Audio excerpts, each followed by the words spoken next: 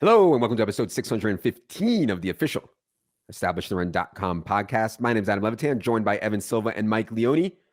We are on the fourth and final part of this four-part series to get you ready for your fantasy draft positionally. Evan, how's it going today? It's going great. Ready to talk about some tight ends. Tight end day. Leone, how's it going? It's going really well. Excited to talk about tight ends. Got some fun upside guys to talk about. Oh, baby. On today's show, we are doing part 4 of this 4-part positional series. Each of these shows we have covered and am covering strategy for each position, who we're targeting, sleepers, busts, etc. 2 things before we get into it here. First, please do not show up to your draft with some free rankings list or, God forbid, the default rankings in the applet. We have a team of roughly 10 plus people constantly working on the rankings, debating, discussing minuscule changes. That's the kind of precision I think you need to win at your draft. If you sign up for DraftKit Pro or Bundle right now, you will get $10 to use on any DraftKings Best Ball contest. No strings attached, no deposit, nothing like that. Also, you guys know how I feel about sports betting. You have to get the best available line. Best part is that you can sign up for a bunch of books that you can line shop, and you get paid to sign up for those books in the form of a sign-up bonus. We have offers by state up in the props tab on the site right now. Also, there's a $100 coupon available to use on any ETR product. Check that out also. All right. Tight end position. I think it's important to start at the top here because Evan has a controversial take this year. He is well behind market on Travis Kielce. And this is not Evan being a Travis Kielce hater, by the way. Evan has been outspoken. Going back to even before Travis Kielce broke out, I feel like Evan was the one that was pounding the table for Travis Kielce's breakout before it happened. Evan was also high on Kielce last year. The top, though, Evan, you are well behind market on Travis Kielce now. I think he's going to go somewhere in the 6, 7, 8 range in most home leagues.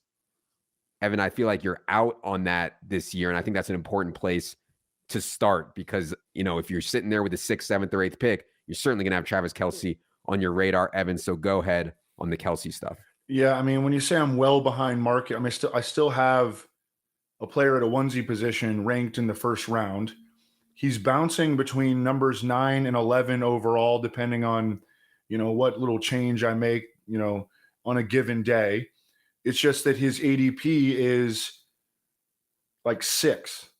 His ADP, on Fantasy Pros right now, he's number 5 overall.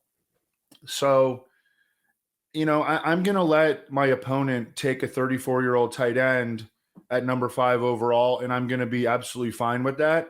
If he makes it to me, which he isn't making it to me this year, I will absolutely take him at number 10 or 11. But those are the little small margins that we have to deal with in the first round. Do I think that Travis Kielce ultimately is going to have a really good season? Yes. However, there are, 9 or 10 players that I would rather take. Yeah. And I think that's totally fair. For me, I think Kelsey's going to be fine to good. I think if you think Patrick Mahomes gets there, it's hard to see Travis Kielce not getting there again this year. Obviously, 34-year-old tight end is very, very scary. Structurally, though, Leone, is the real problem I have with Kielce. It is harder to build a team that I like, period, when I start Kielce first, because I love having one of those top 5 running backs on my team, and I love having elite wide receiver on my team. And I don't have that when I go Kielce first. So structurally, Leone, what do you think about Kielce in home leagues in the first round and in the top 7 or so, I should say? Yeah, it's tough because part of me wants to really beat my opponents at tight end in a home league because I know I'm going to value draft better than them. Like if you listen to our wide receiver podcast, we have so many targets late, but I'm with you where if I'm on the clock, even we have them ranked 7th, but even, it's close. Like if I'm on the clock at pick 7, I think I'm going Bijan Robinson, like say for archetype, younger type player, give me that running back. I know there's going to be running backs later that the market drafts way earlier than me. And then I'll take, I've got some other tight ends that I want to target. So I do think more times than not, I'm letting Kielce pass. It just, I'm with Evan. Like, if I get him at the turn there, pick 10 or whatever. Yeah, but it seems like he's not making it past 7 very often. And even right at 7 is still like kind of a 50-50 decision for me. Okay. The other specific tight end we need to talk about is Mark Andrews because he goes in round 3. You get a pretty big discount off Kielce. You get a smaller projected target share, I think, for Mark Andrews, given they added Odell Beckham, Zay Flowers, Rashad Bateman is coming back. However, you get a big upgrade in offensive coordinator. You get a big upgrade in pace. You get a big upgrade in projected passing rate. And so I really do like Mark Andrews in round 3 here. Half PPR isn't quite as good, I don't think. And obviously, this home league, not tight end premium. But yeah, I think Mark Andrews in round 3 is fine. And then you get into the Hawkinson debate. Hawkinson is getting steamed. We've gotten a bit behind on Hawkinson in home leagues. We have a 43 ADP on Hawkinson right now, which is very, very high. Evan, how do you feel about drafts where you end up landing on Andrews, Hawkinson types? I've gotten quite a bit of Mark Andrews, and I feel really good about that. If there's going to be a tight end that outscores Travis Kielce this year, I think it'll be Mark Andrews. I think that the Ravens run they're going to run an explosive offense this year. We've already seen Mark Andrews outscore Travis Kielce once, and I keep coming back to 2022 Mackey Award winner Brock Bowers, who was coached at the University of Georgia by Todd Monken. Mm-hmm. So, we know about Mark Andrews. This dude is an absolute beast down the seam. He can be a beast down in scoring position, and I think the Ravens are going to score a lot of points this year. I actually have TJ Hawkinson in the same tier as him, but if you look at the top 150, there's a pretty large gap between Mark Andrews and TJ Hawkinson. You could even make an argument that I should have Mark Andrews in his own tier. I have Travis Kielce in his own tier, and then you can make an argument that I should have Mark Andrews in his own tier. But that's how I have him ranked right now, and I love Mark Andrews. Been getting a lot of him. Haven't been getting almost any TJ Hawkinson though. Yeah, Hawkinson's going very high. Like I said, at least he has the volume that can compete with Kielce. In other words, if we finish the year and TJ Hawkinson got 9 targets per game, I would not be shocked at all. For a lot of these other tight ends, like George Kittle is not getting 9 targets per game. Kyle Pitts is not getting 9 targets per game. Dallas Goedert's not getting 9 targets per game. At least TJ Hawkinson has the volume, but you do have to pay for it. Leone, how do you think about tight ends through the middle range here when it gets to Hawkinson, Kittle, Waller types in the middle here? I typically find myself looking at other positions, but I do want, especially the smaller league, if it's a 10-team league, I want to prioritize tight end more and go for value later. So yeah, what do you think about these middle range of tight ends this year, Leone? Yeah, I'm with you where, like I said, I'm probably deviating in the first 6 to 8 rounds at either quarterback or tight end and trying to at least get one pretty elite onesie. And at tight end, I'll take a Kyle Pitts or Darren Waller or Kittle ahead of, a receiver we might have ranked earlier, just understanding how I can build. And if you go back and listen to the wide receiver podcast, I think that'll be more obvious what I'm talking about. I wouldn't be, surprised if Pitts fell a little bit more than his current home league ADP is like 64. But if I can get him in the 7th round, at a certain point, I'm really swinging for upside here, just understanding the depth in these leagues and the benches aren't like usually super big. And there's going to be enough firepower for me at other positions that I can take that swing, even though it's a little bit risky. So I still am clinging to Kyle Pitts a little bit. The price was outrageous last year by the end of draft season, but this year it's a lot more palatable. And I do think the drop off actually not the drop off, the opposite. I think the improvement from Mariota, Desmond Ridder is maybe a little bit undervalued, like how bad Mariota was, especially in terms of pass attempts. Like they called so many run plays, and then even of the pass plays, he took sacks, he scrambled a lot. With Ridder, I think they're going to call more plays per game. I think the pass rate's going to be a little bit higher, and I think more of the called passes are going to turn into pass attempts. So like you add those little things up, and there's a lot more volume available. And it's going to be him and London combining for like a 50% target share. So I still think the ceiling is quite strong there. And we'll see if the Waller steam and sharper leagues extends to home leagues, but he's someone who's rising a ton right now. Yeah, I massively prefer Darren Waller to Kyle Pitts. I think there's definitely some risk that Arthur Smith just does not see Kyle Pitts the same way the rest of us do, and he only runs a route on like 60% of the dropbacks or something. And like, I think that's definitely in the range of outcomes. I know for a fact Darren Waller is going to be the centerpiece of this Giants pass game. So I prefer Waller actually over Kittle. I prefer Waller over Pitts personally, you can go back and listen to Jimmy Kempski podcast for more on Dallas Goedert here. I do want to say, though, Evan, it's important to me, at least, to get one of the first 9 tight ends. And that goes down to Goddard, Ingram, Freiermuth, Njoku. After that, I like some of these guys, but it starts to get a lot thinner. And we'll talk about some of them. But I do think it's important to get one of those first 9. Do you agree there, Evan? Any thoughts on that Ingram, Freiermuth, Njoku range? I do really like that range. But at the same time, I agree with you that prioritizing a top 7 tight end, I do that personally. Okay. At the same time, I've mostly drafted best ball, so I end up like if I get Pat Freiermuth and David Njoku, like I'm feeling pretty good about that. In a home league, I want to prioritize one of the top 7 tight ends. That's what I would say. Yeah. So I think a big difference for people who've been playing best ball is getting there on volume. In other words, I'm going to take 3 late round tight ends and hope one of them scores a touchdown each week for me. I think that's very viable in best ball. In managed, you can't do that. Obviously, you need to pick one each week, and it's going to be really hard if your tight end room is like, Sam Laporta, Juwan Johnson, and Dalton Schultz. It's going to be really hard to get there each week, trying to pick which one is the right one for you. Leone, how late would you let it go, ideally, before you got a tight end? Yeah, I guess I'll show late round tight end a little bit here and make the case for it. I think would be that, like, besides Kielce last year, it didn't really matter too much at tight end. Outside of that, like, you had some huge spike weeks for George Kittle late, but it wasn't a good year altogether.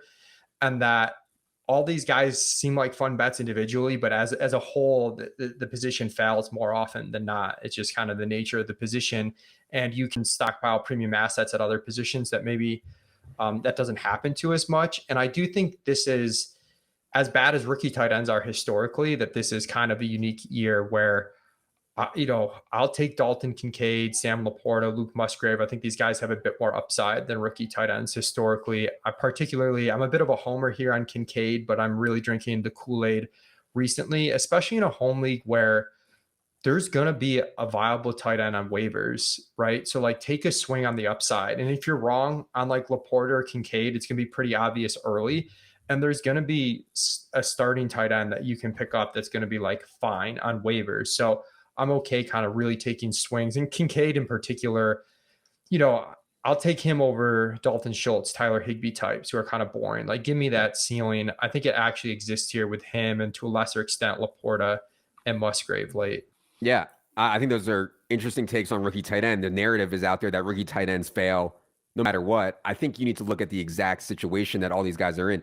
Most time, rookie tight end doesn't play every snap like Luke Musgrave is going to. Most of the time, rookie tight end doesn't line up in the slot for Josh Allen on one of the most aggressive pass-happy teams in the entire league. And so I think it's a bit of an outlier for this year's rookie class. Evan, any sleepers or later round tight ends you want to mention for the people? Well, I would just say that the statements that you guys both made were supported by the pre-draft rhetoric surrounding the tight end class, that this was a historic tight end year. And that was reflected in where the dudes were selected. Mm-hmm. I mean, there were even guys selected in the second round that we haven't even really touched on. What was the question? The sleepers? Yeah, sleepers and late round tight ends for you that you like. I mean, Chig Okonkwo has a ton of talent, and I mean, he led all NFL tight ends in yards per route run last year at 3.26. That is an absolute. A good number is like above 2. This dude absolutely crushed it. It's just how many targets is he going to get in Tennessee? Really run first offense. How many snaps is he going to play? Because I don't know if they necessarily see him as a full-time player. So I like Tyler Higbee because the target competition is just so low with the Rams behind Cooper Kupp, and he's got that established rapport with Matthew Stafford, and I think the Rams are going to be bad. I mean, their defense is just a ragtag unit. Like, normal people probably haven't even heard of anybody but like Aaron Donald on their defense. 100%. So I like those guys. And then, I love Juwan Johnson. He showed big time playmaking ability last year. He's talked openly how he feels so on the same page with Derek Carr. He's a converted wide receiver. Nick Underhill, the Saints beat writer, texted me the other day, Juwan Johnson might be the dude. And, and especially if the negative rhetoric about Michael Thomas is true, like I think Juwan Johnson could be the number 2 pass catcher for the Saints this year behind Chris Olave. The mainstream media has picked up on Juwan Johnson. There's been articles in The Athletic, ESPN. The mainstream media is now on Juwan Johnson for sure. You guys mentioned all the guys I was going to mention. Dalton Kincaid would be my favorite of the late round tight ends. I think people are like looking for reasons not to like Chig. I have an outrageous take that the reason people don't want to click Chig Okonkwo is because they can't say his name. And last year they couldn't say Albert O's name either. And Albert O failed. And they're kind of like similar athletic prospects. And I think that's why people don't want to click on Chig. I think Chig is a pretty good pick here. Agree with Evan on Higbee. Agree on Juwan Johnson for sure. So those would be my favorites there of the late round tight ends. Bus at tight ends, it's hard. I think where George Kittle goes, and I don't want to say bad things about George Kittle because very few people can break the tight end position like George Kittle can, but he has a 50, so like 4 or 5 turn ADP in home leagues does George Kittle. He's fighting for targets with some really good players, Christian McCaffrey, Deebo Samuel, Brandon Ayuk. And I think it's going to be hard week to week consistency. You're going to eat a lot of like sub 7-point games from George Kittle this year. You're also going to get a few 30+ point games. And so weighing that, I think, is something that you need to understand. Leone, any busts for you at the tight end position? Maybe just like a macro bust take, but if you don't get one of those top 7 tight ends, like all these sleepers we like, you're going to be able to get rounds 10+. So don't draft a tight end in the first 9 rounds if you miss one of those top 7. And so there's guys that I like, but like ultimately I probably won't have a ton of Freiermuth, Njoku, Evan Ingram, just because I just think from a macro strategy take, like the opportunity cost there is a lot higher with some of the breakout wide receivers that go. And we have tight ends late that we like the breakout profiles for. I think it's a good point when you're drafting. You don't have to fill out your starting roster first, right? You can take a bench wide receiver. You can take a bench running back before you get to tight end. If you get in a bind here and you have to pass on tight end. Evan, any busts for the people at the tight end position? I just think the most obvious boom bust tight end is Kyle Pitts, because we saw this guy. I mean, he won the Mackey Award in college. He went for over 1,000 yards as a rookie tight end. And then all of a sudden the bottom fell out. Now there are like highlight reels on the internet of Marcus Mariota trying to throw the football to Kyle Pitts and just absolutely airmailing it. Mm-hmm. So maybe Desmond Ridder will be better than that. You can't be worse than that, right? But at the same time, like, hey, if you think Drake London is going to be good and Bijan Robinson is going to be good, you really think Kyle Pitts is going to be good too? Yes. 8 touchdowns for Kyle Pitts this year. I'm calling it. I think it's I'm more with Evan than Leone on the Kyle Pitts stuff. I know it's a controversial subject. Well, I could also see Leone being right, that's why I think the Pitts thing is like, you got to understand the bet you're making, which is like, this is not a floor play. This is like, right. No rookie wide receiver goes for 1,000 yards. We're going to bet on the talent and just kind of close our eyes a little bit and hope it's there at the end of the day. And exactly. I think that ceiling could pay off, but it also could be a repeat of last year, which is like, this dude is no better than like the tight end 14 on a week to week basis. And I think, and I think the point is like, the opportunity cost is so much lower this year. Like last year you had to take round 3 on Kyle Pitts or round 4. This year, if he fails in round 8, it's not going to completely sink your team. So if you want to make the bet, it's way more palatable this year for sure. I also want to say I do have Falcons 100-1 to win the Super Bowl. What could go wrong? And I have a ton on Arthur Smith, coach of the year, the mustached man. So hopefully shout out to the days we thought Lamar Jackson might get traded to the Falcons. Yes, that was what that Super Bowl bet was from. But still, anyways, that is going to do it for this 4-part series. We've had a lot of fun doing it. I think it was a good way to help us prepare for home league season and for you all to prepare for home league season as well. We'd really appreciate if you hit subscribe on YouTube and iTunes. It is indeed free.